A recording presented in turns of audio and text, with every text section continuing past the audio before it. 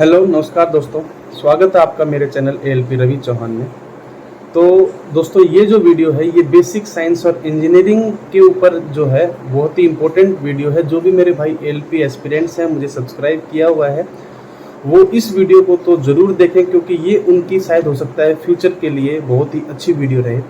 और इस वीडियो का जो क्रेडिट जाता है वो एक भाई है मेरे सब्सक्राइबर, उनको जाता है। उन्होंने एक क्वेश्चन पूछा जिससे मेरे माइंड में आया कि हाँ, मुझे ऐसी वीडियो बनानी चाहिए। उन्होंने पूछा कि सर बताइए, बेसिक साइंस और इंजीनियरिंग के जो टॉपिक्स हैं उनमें कहाँ कहाँ से कितने कितने मार्क्स के क्वेश्चन आते हैं। तो उन चीज़ों को आज करेंगे। तो पहले तो हम देखेंगे कि टॉपिक कौन से हैं बेसिक साइंस और इंजीनियरिंग में।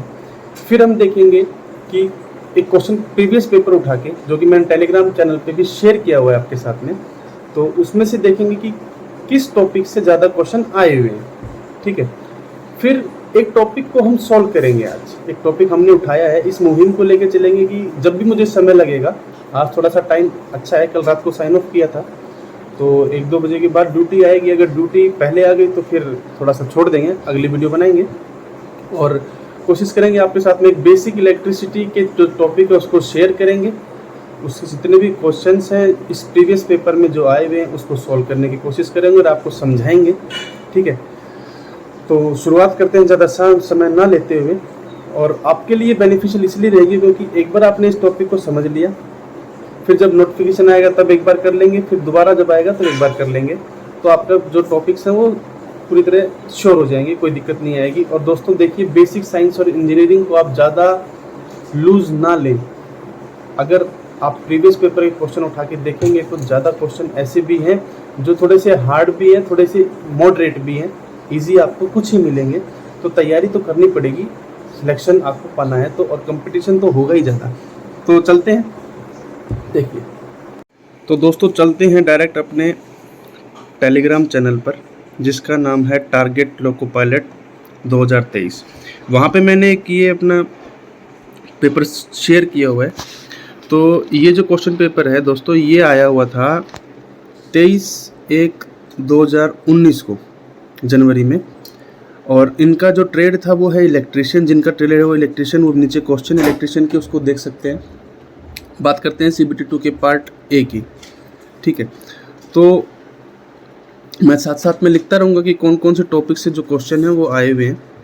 ठीक है। तो देखिए, पहला क्वेश्चन ये नहीं है। इसी तरह से हम देखेंगे तो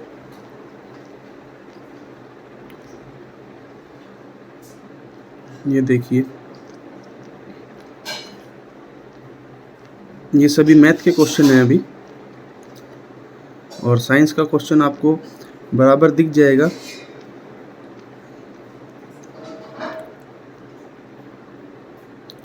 ये है। ठीक है।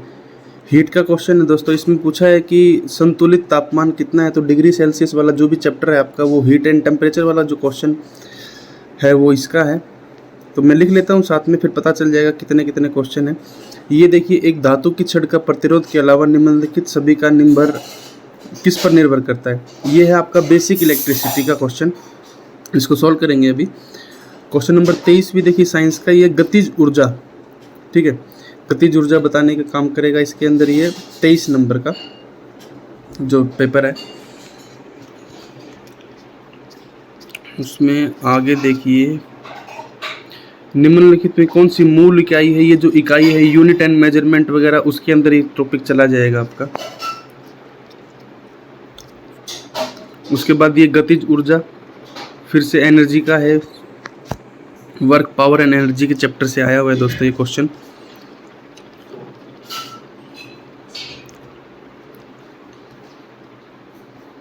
फिर जड़त्व अधिक होता है, द्रव्यमान, वेग, ये साइंस का अपना बेसिक साइंस का है। ठीक है। ये तापमान से रिलेटेड है, हीट से रिलेटेड है, तो 2-3 क्वेश्चन हो गए हैं हीट के। ये आपका बेसिक इलेक्ट्रिसिटी से है 38 नंबर क्वेश्चन। ठीक, अभी इसको करेंगे। और इस तरह के क्वेश्चन ज़रूर आते हैं दोस्तों। ये 41 जो है इनको आप ज़रूर कर लीजिएगा। ये है रीजनिंग के आसान से हैं। और ये फिर से हीट का एक आसान जो क्वेश्चन है उनमें से है 43 नंबर जो है सेल्सियस और फ़ारेनहाइट के बीच में आपको बस एक रिलेशन देखना है, वो रिलेशन याद कर लीजिए और कन्वर्ट कर दीजिए। ठीक है, इस टॉपिक को भी उठाएंगे अगली वीडियो में। और ये है 47, ये बाहर का है, मास वेट एंड डेंसिटी। तो दूसरा तीसरा क्वेश्चन है ये मास वेट का। और दोस्तों ये क्वेश्चन पेपर दिखाने का मतलब है कि आपको थोड़ा सा पता चले कि किस तरह के अनुमानित क्वेश्चन आते हैं। ठीक है, कभी आपको लगेगा रे आसान से आते हैं, तो ज़्यादातर देखिए न्यूमेरिकल क्वेश्चन है, तो आप ज़्यादातर न्यूमेरिकल क्वेश्चंस को सॉल्व करने की कोशिश कीजिए। और ये भी द्रव्यमान का है, मास वेट एंड वेलोसिटी का है 49 नंबर। ये रीजनिंग का है, फिर ये रीजनिंग का है, ये जीके है। ठीक है, और फिर ये ओम का बेसिक इलेक्ट्रिसिटी का क्वेश्चन आ गया 56 नंबर। इसको सॉल्व करेंगे अभी, तो लगातार कुछ वीडियो को देखते रहें। 58 वाला देखिए आप, इसको पंप की शक्ति, ये शक्ति का है, ये भी बेसिक इलेक्ट्रिसिटी में चला जाएगा दोस्तों, इसको भी सॉल्व करेंगे। और फिर ये फिर से हीट का, तो ज़्यादातर हीट के क्वेश्चन आ रहे हैं दोस्तों, हीट के, मास के, वर्क के। ठीक है, और ये लकड़ी का भार घनत्व इतना है, लकड़ी का घनत्व क्या होगा, तो ये है आपका मास वेट एंड डेंसिटी, वही घनत्व के क्वेश्चन है। लेवलिंग प्लेट रिपोर्ट, ये है जीके का क्वेश्चन। पर ये देखिए, निम्नलिखित में से कौन सा प्रथम श्रेणी के उत्तोलक का उदाहरण है। दोस्तों ये है एक टॉपिक हमारा, लीवर एंड सिंपल मशीन्स जो हैं उसका, तो जो कैंची है वो आपका प्रथम श्रेणी का आता है। ये 2-3 प्रकार के हैं, प्रथम श्रेणी, द्वितीय श्रेणी, तृतीय श्रेणी, ए क्लास, बी क्लास, सी क्लास, तो इनको आप देख लीजिएगा, अपन भी कराएंगे। 67 नंबर ये है आपका बेसिक इलेक्ट्रिसिटी का, इसको सोल्व करेंगे, कैसे आएगा देखिएगा। ये घड़ी का क्वेश्चन है रीजनिंग का। उसके बाद ये द्रव्यमान का है, मास वेट का। ये फिर से बेसिक इलेक्ट्रिसिटी का। तो बेसिक इलेक्ट्रिसिटी जो हमने टॉपिक आज सेलेक्ट किया है उसमें से हमने 4 क्वेश्चन तो देख लिए हैं कि 4 क्वेश्चन आ गए हैं। ये है किलोमीटर आवर में चेंज करने का, आसान सा है, कोई खास नहीं है।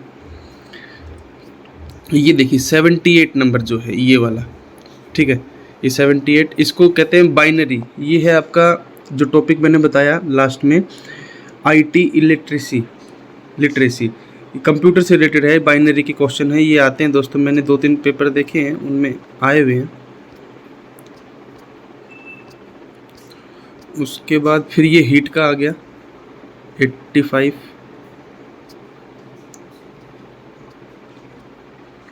फिर ये देखिए 89 नंबर क्वेश्चन, फिर से ये आपका कंप्यूटर से रिलेटेड IT का जो टॉपिक है, तो उससे 2-3 क्वेश्चन तो आपको मिलेंगे ही मिलेंगे, बिल्कुल श्योर है। ठीक है, ये फिर से देखिए द्रव्यमान का आ गया, मास वेट कार्य, ठीक है, वर्क पावर का है दोस्तों। ये इसमें पूछा कार्य बताइए, तो ये वर्क पावर एंड एनर्जी का क्वेश्चन है। और ये पर्यावरण का क्वेश्चन आ गया। देखिए 1-2 क्वेश्चन आपको मिलेंगे एनवायरमेंटल एजुकेशन, पर्यावरण से रिलेटेड, तो इनको हम कर लेंगे, वो आखिरी में भी करेंगे तो कोई दिक्कत नहीं है, याद रखना है बस इनको। तो ये जो 100 क्वेश्चन हमने सॉल्व किए, और नीचे फिर जो इलेक्ट्रिशियन का भाई है, जिनको इलेक्ट्रिशियन क्वेश्चन देखने, वो यहाँ से देख सकते हैं, उनके ट्रेड के 75 क्वेश्चंस हैं। ठीक है, तो अब बात करते हैं दोस्तों अपन क्वेश्चंस की। तो दोस्तों बेसिक इलेक्ट्रिसिटी से 5 क्वेश्चन आए हुए हैं इस क्वेश्चन पेपर में, और कुछ टॉपिक ऐसे हैं जहाँ से क्वेश्चन नहीं आए, जैसे कि इंजीनियरिंग ड्राइंग, इस पेपर में नहीं आए हैं। बहुत सारे पेपर हैं जिनको हम सोल्व करेंगे, तो वहाँ से आए हुए हैं। ठीक है, तो आप इस चीज़ को तो छोड़ दीजिए कि इससे नहीं आए तो इस टॉपिक को नहीं करेंगे, सभी को करना है। पर जो मैंने बताया मेन टॉपिक जो हमें इस क्वेश्चन पेपर से दिखे, वो था एक था basic electricity, heat and temperature, work power and energy, और मास एंड वेट। ठीक है, ये 4 टॉपिक को आप सबसे पहले तैयार करें। अच्छा, बात करते हैं आज का जो हमने टॉपिक रखा है जिसको हम सॉल्व करेंगे क्वेश्चन। उसका पहला क्वेश्चन है 22 नंबर का, एक धातु की छड़ का प्रतिरोध के अलावा निम्नलिखित सभी पर निर्भर करता है। मतलब किसको छोड़कर और सभी चीज़ों पे जो है रेजिस्टेंस डिपेंड करता है। तो देखिए लंबाई, उसका तो फॉर्मूला ही आपको पता है, R is equal to rho L by A. ठीक है, ये है। तो लेंथ के ऊपर तो डिपेंड करता ही करता है। ठीक है, तापमान पे भी डिपेंड करता है। अगर तापमान बढ़ जाएगा, ठीक है, और घट जाएगा तो उसके ऊपर आपका प्रतिरोध डिपेंड करेगा। प्रतिरोधकता ये रहा, इसके ऊपर भी डिपेंड करता है। एरिया ऑफ क्रॉस सेक्शन, मतलब उसकी जो मोटाई है वायर की, उसके ऊपर भी डिपेंड करता है। तो जो घनत्व है दोस्तों, उसके ऊपर ये बिल्कुल डिपेंड नहीं करता है प्रतिरोध। तो इसका आंसर आपको पता चल गया होगा। अगला क्वेश्चन जो था इस पेपर में वो था 38 नंबर। ठीक है, उसकी बात करते हैं। अब दोस्तों ये क्वेश्चन देखिए, आपको देख के लग रहा है, देखिए इसमें क्या कहता है, R is equal to rho L by A के बीच में जो संबंध होता है, जो अभी हम पीछे करके आए, R is equal to rho L by A. ठीक है, इसमें से बताइए कि कौन सा ठीक है। तो इन्होंने तो लगाया हुआ है थर्ड, पर दोस्तों यहाँ मैं आपको बता दूँ क्योंकि ये क्वेश्चन यहाँ पर इन्होंने गलत दिया हुआ है। यहाँ से अगर आप देखेंगे तो इसको उधर भेज दीजिए, डिवाइड में है तो ये हो जाएगा R, ये उधर चला गया, A इधर रह गया, रो और L, ये जो है ये रहा। तो इसका आंसर 1 सही है दोस्तों, ये गलत दिया हुआ है। तो ये आया होगा बाद में करेक्शन होके क्वेश्चन। ठीक है, अगला जो क्वेश्चन है वो है 56 नंबर। इसमें देखिए क्या पूछा हुआ है, इसमें पूछता है कि अगर 24 ओम का प्रभावी प्रतिरोध प्राप्त करना है तो R ओम और 60 ओम के दो प्रतिरोधों को समानांतर क्रम में जोड़ा जाता है। तो बताइए R की वैल्यू क्या होगी कि उनको समानांतर जोड़ दें 60 के साथ में, तो आंसर आ जाए 24। देखिए उसके लिए पहले मैं आपको इस टॉपिक को समझाने के लिए लेके चलता हूँ बुक के ऊपर। ये देखिए, जब ये जब जुड़े हुए हैं पेंसिल, ये जो जुड़े हुए हैं दोस्तों, ये जुड़े हुए हैं आपके सीरीज़ में। ठीक है, एक के बाद एक, एक के बाद एक। और ये जो जुड़े हुए हैं दोस्तों, ये जो प्रतिरोध जुड़े हैं, ये जुड़े हैं समानांतर। ठीक है, ऐसे, और इनको फिर आगे इधर से जोड़ के ऐसे। ठीक है, तो इनको जोड़ते हैं समानांतर में। और जब समानांतर में जोड़ा जाता है दोस्तों, तब जब श्रेणी क्रम में जोड़ते हैं तब तो जो भी उनका रेजिस्टेंस होता है उसको सिंपल ऐड कर देते हैं। जैसे 12 ओम 13 ओम तो उनको सीधा ऐड करें। पर जब इस तरह से जोड़ा जाएगा तो उनको बटे में करके ऐड किया जाता है। जैसे 1/12, 1/13, इस तरह से जो जो वैल्यू रहेंगी उनकी। देखिए ये बताएं भी गए आगे, ये देखिए यहाँ पे अगर श्रेणी में जोड़ा गया है तो सीधे सीधे जुड़ता है वोल्टेज रेजिस्टेंस। ठीक है, और अगर जोड़ा गया है आपको इस तरह से तो फिर उनका सीधा सीधा करंट जुड़ेगा, उसमें वोल्टेज जुड़ता था और रेजिस्टेंस जो होगा आपका बटे में जुड़कर टोटल रेजिस्टेंस आता है। तो जो क्वेश्चन था हमारा वो यही था कि श्रेणी में ना जोड़ते हुए उनको समानांतर जोड़ा गया है। ठीक है, तो 1/R और 1/60 को जोड़कर आंसर आना चाहिए 24। तो R की वैल्यू क्या होगी? तो दोस्तों इस तरह के क्वेश्चंस को आप ऑप्शन से उठाएंगे तो आसान रहेगा। अब आपको कौन सा आसान लग रहा है इसमें से? 40 ही आसान लग रहा है। ठीक है, तो आप 40 को एक बार यहाँ पे पुट करके एलसीएम लेंगे तो 120 आ जाएगा। 40 के पहाड़े में 3 पे और 60 के पहाड़े में 2 पे, तो ये आ गया 5/120। और इसको जब आप सॉल्व करेंगे तो ये आ जाएगा 1/24।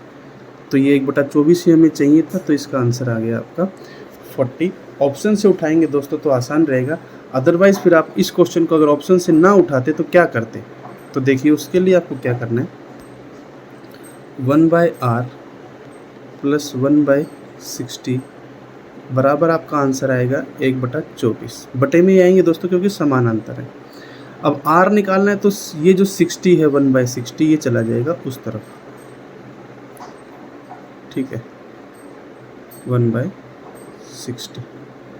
और इसको सॉल्व करेंगे तो फिर आपका आंसर वही एलसीएम लेके आप इसको सॉल्व करेंगे तो आपका आंसर फिर से वही 1/40 ही आएगा दोस्तों, ठीक है। तो आशा करता हूँ आपको क्वेश्चन समझ में आ गया होगा। और नेक्स्ट क्वेश्चन है दोस्तों 67, जो कि बेसिक साइंस और इलेक्ट्रिसिटी का इस टॉपिक इस पेपर से आया हुआ है। 67 जी। अब ये कहता है 2.5 किलो ओम के उस प्रतिरोध पर विभवांतर V वोल्टेज ज्ञात कीजिए जिससे 2 मिली एम्पियर की विद्युत धारा प्रवाहित होती है। तो दोस्तों देखिए ये है सीधा सीधा ओम्स लॉ, ये है आपका ओम्स लॉ, ठीक है। ओम्स लॉ क्या कहता है, ओम्स लॉ कहता है V = IR, ठीक। अब करना कैसे है इसको, V की वैल्यू निकालनी है, किलो ओम रेजिस्टेंस दिया हुआ है, I मिली एम्पेयर में दिया हुआ है, इसको सॉल्व कर लेंगे, ठीक है। कैसे, V I है आपका 2 मिली एम्पेयर और इनटू में R है आपका 2.5, ठीक है, किलो ओम। अब इस मिली को हटाने के लिए आपको नीचे लेके जाना पड़ेगा क्योंकि इसको लेते हैं केवल एम्पेयर में, तो इसके नीचे 1000 लगा देंगे, ठीक है, कलर चेंज कर देते हैं। और इसका केवल ओम रखते हैं तो इसको 1000 किलो में 1000 आता है, 1000 से आपका 1000 कट जाएगा, ये है 2.5, ठीक है दोस्तों, गलत हो गया था। तो 2 × 2.5 आ जाएगा आपका 5 वोल्ट, ठीक है। तो आपका 5 वोल्ट आंसर है। बस आपको करना क्या है, मिली को हटाना है और इधर से किलो वोल्ट को हटाना है और बस फॉर्मूला याद रखना है कि ये ओम्स लॉ का फॉर्मूला है V = IR। कोई भी आपको वैल्यू दे दे, ठीक है, चाहे आपको वैल्यू दे दे ये वाली, चाहे आपको V = IR दे दे, कुछ भी दे। अगला क्वेश्चन देखते हैं। अगला जो क्वेश्चन है इसका लास्ट क्वेश्चन है, वो है 74 क्वेश्चन नंबर कहता है यदि किसी आवेश यदि किसी आवेश Q कूलम, Q जो है वो आवेश उसकी यूनिट है जो है कूलम है, यदि किसी आवेश Q को 8 वोल्ट विभवांतर वाले 2 बिंदुओं के बीच स्थानांतरित, मतलब एक जगह से दूसरी जगह ले जाने के लिए, स्थानांतरित मतलब यही है, ले जाने के लिए जो कार्य किया जाता है वो 36 जूल है, तो Q का मान ज्ञात कीजिए, ठीक है। तो दोस्तों इस क्वेश्चन को करने से पहले आपको इस टॉपिक के बारे में पता होना चाहिए। एक बार समझ लेंगे ना तो लाइफ टाइम दिक्कत नहीं आएगी। तो देखिए अब हम चलते हैं टॉपिक के ऊपर, ठीक है, ये रहा, और टॉपिक है यहाँ पर,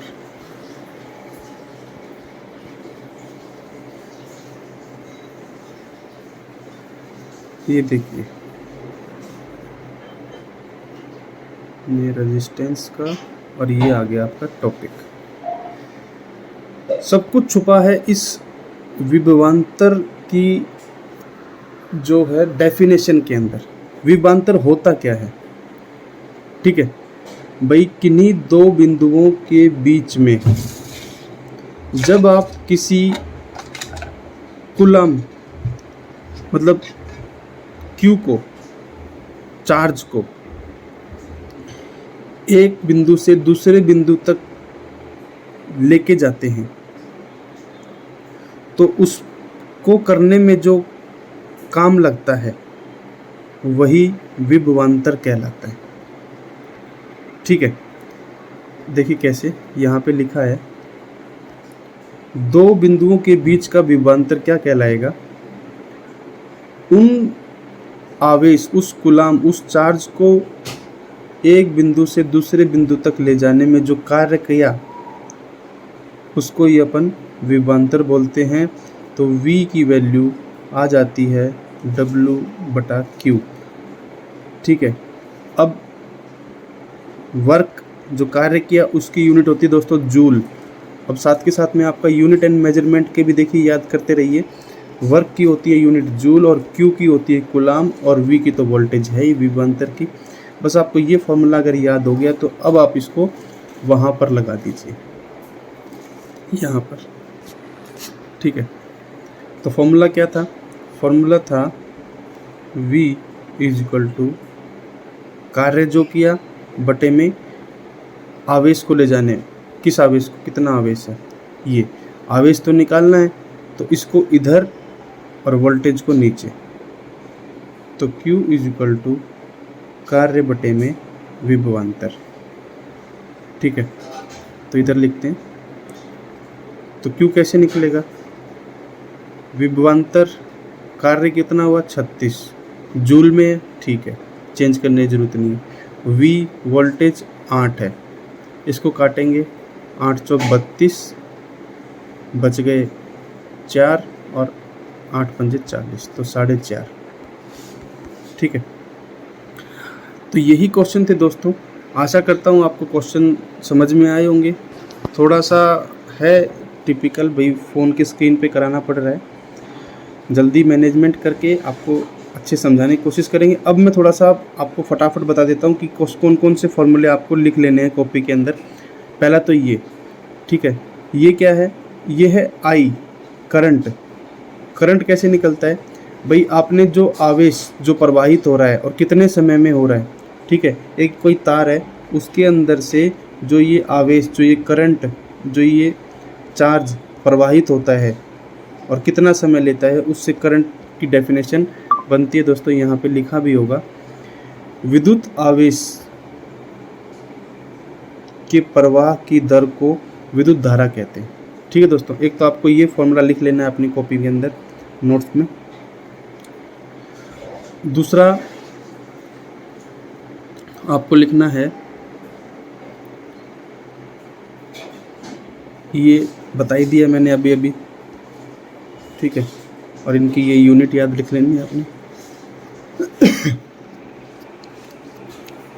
अगला है ये अभी टॉपिक किया था हमने, V = IR, ओम्स लॉ का। ठीक है, ये ओम्स लॉ है, इसको उल्टा सीधा कैसे भी लिखा जा सकता है, जो भी क्वेश्चन आएगा उसके हिसाब से। तीसरा ये लिखना है आपने। फिर जो प्रतिरोध है वो किसके, उसके ऊपर डिपेंड करते हैं। अभी ये भी सारे देखिए हर क्वेश्चन पूछ लिया गया है। R = ρL/A, ठीक है, वो लिख लेना है। फिर आपने ये अगर समानांतर लगाएंगे, श्रेणी में लगाएंगे तो किस तरह से है, ये लिख लेना है आपने। बता देता हूँ, श्रेणी में लगता है तो वोल्टेज सीधी जुड़ती है और रेजिस्टेंस भी सीधा जुड़ता है। ठीक है, और इसका उल्टा ही है, अगर समानांतर में लगता है तो जो करंट है वो सीधा जुड़ता है और रेजिस्टेंस उल्टा जुड़ता है बटे में करके। फिर आपका हीट का आता है, ये हीट के टॉपिक से कवर हो जाएगा। ठीक है, इसको अभी नहीं आप कंफ्यूज करेंगे। फिर एक आता है पावर का। ठीक है, ये पावर का दोस्तों याद रख लेना, P = VI, और इसी VI से ये फॉर्मूला बना। V की जगह अपन, जैसे ये P = VI है और अपन ने पढ़ा था V = IR, है ना, तो V की जगह अपन IR रख देंगे। तो 2i हो गए तो i स्क्वायर r, तो ये फॉर्मूला बन गया। फिर इसी तरह से i की जगह अपन v बटा r रख देंगे तो v स्क्वायर r, ये दोनों आपको याद रखने हैं, ठीक है। ये बहुत ही इंपॉर्टेंट है दोस्तों, 1 नंबर का सीधा सीधा आपको मिलेगा, ठीक है। कुछ नहीं करना, इसको याद रख लो कि 1 किलोवाट आवर के अंदर कितने जूल होते हैं, तो 3.6 इंटू 10⁻6 जूल होते हैं दोस्तों। और बस यही है आपका इस टॉपिक के अंदर, ठीक है। और ये जो बुक का पेज है, टॉपिक है, ये मैं अपने उस पे चैनल पे लगा दूंगा, टेलीग्राम चैनल पे, वहाँ से आप इसको एक बार अच्छे से पढ़ लें, जो जो आपको इम्पोर्टेंट लगे उसको नोट डाउन कर लें। तो दोस्तों अगर आपको वीडियो अच्छी लगी हो तो लाइक करें, शेयर करें, सब्सक्राइब करें। दूसरी कौन सी टॉपिक के ऊपर बनाना है उसके लिए भी आप सजेस्ट करें, और ऐसे ऐसे कमेंट करते रहें दोस्तों, ताकि हमारा थोड़ा थोड़ा माइंड एक्टिव रहे कि हाँ इस टॉपिक पे बनाएंगे तो आपके लिए फ़ायदा होगा, ठीक है। तो चलिए मिलते हैं आपको। जय हिंद, जय भारत।